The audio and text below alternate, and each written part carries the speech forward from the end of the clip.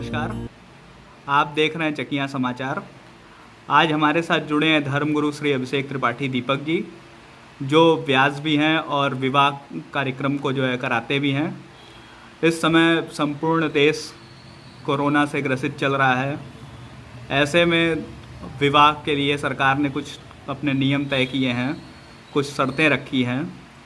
तो पंडित जी से आइए जानते हैं कि किस तरह कोरोना काल में विवाह को संपन्न किया जा सकता है और आने वाले समय में कब कब शुभ मुहूर्त है। बताइए पंडित जी, आने वाले समय में कब विवाह के लिए शुभ मुहूर्त है। जी, जैसा कि आपका प्रश्न है कि आने वाले समय में कब कब शुभ मुहूर्त है। देखिए, मुहूर्त तो आज जो है 30 जून को आज आखिरी मुहूर्त है। अच्छा। अब इसके बाद सीधे नवंबर में आपको मुहूर्त मिलेगा विवाह के लिए, क्योंकि बीच में जो एक योग बनता है जिसे हम लोग कहते हैं विष्णु शयन योग। हरिशयनी एकादशी कल शुरू होगा और हरिशयनी एकादशी से फिर सीधे कार्तिक महीने के शुक्ल पक्ष में जब भगवान विष्णु सोकर के उठेंगे, जिसे हम लोग कहते हैं हरि प्रबोधनी एकादशी, जिसे देहात की भाषा में बिठौन एकादशी कहा जाता है, तब भगवान उस समय जगते हैं।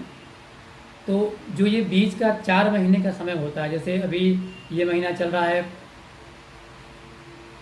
इस महीने अभी ये चल रहा है आषाढ़। आषाढ़ में भगवान विष्णु शयन कर लेंगे और शयन जब करते हैं, इस एकादशी का नाम होगा हरिशयनी एकादशी। इसके बाद आषाढ़ के बाद सावन, भादो, फिर कुवार का महीना आएगा, उसके बाद कार्तिक का महीना आएगा।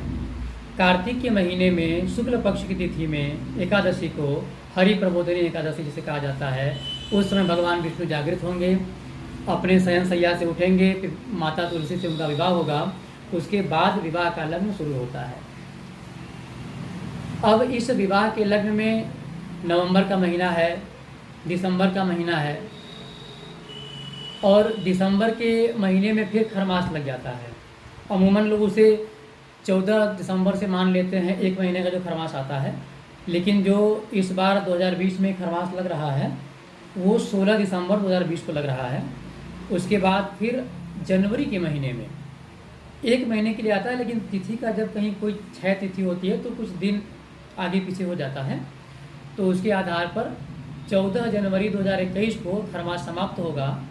फिर उसके बाद नए लगन का प्रारंभ हो जाता है, मतलब नवंबर के महीने में और दिसंबर के महीने में।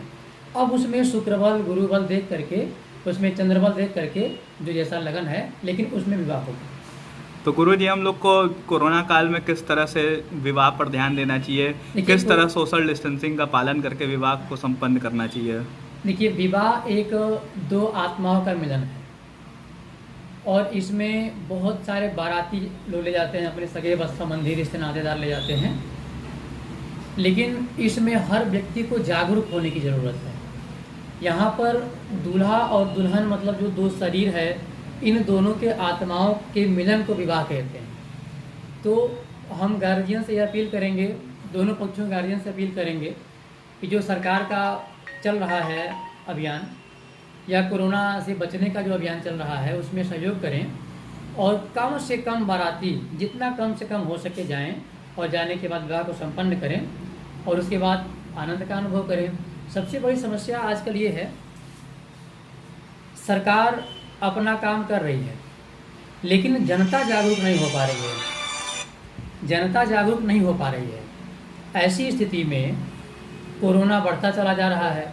अब बर्थडे पार्टी में, विवाह पार्टी में या छोटे मोटे मीटिंग पार्टी में लोग जा रहे हैं, मास्क का प्रयोग नहीं कर रहे हैं, सैनिटाइज़र का व्यवस्था प्रयोग नहीं कर रहे हैं, अपनी सुरक्षा का ध्यान नहीं दे पा रहे हैं। तो मैं यही कहूँगा कि विवाह इत्यादि जब स्थान पे जाते हैं, जो भी जाएं, पहले तो कम बाराती जाएं, जो बहुत खास हो वो जाएं, और जाएं तो पूरी सुविधा और सुरक्षा के साथ जाएं, यही कहूँगा। जी गुरु जी, इसके आगे हम लोग आगे बात करेंगे कि चंद्र ग्रहण 5 तारीख को लगने वाला है। उसके बारे में हम अगले वीडियो में जानेंगे कि किस तरह जो है चंद्र ग्रहण से बचाया जा सकता है, उसके क्या प्रभाव हैं, क्या दुष्प्रभाव हैं, इसके बारे में हम लोग आगे जानेंगे।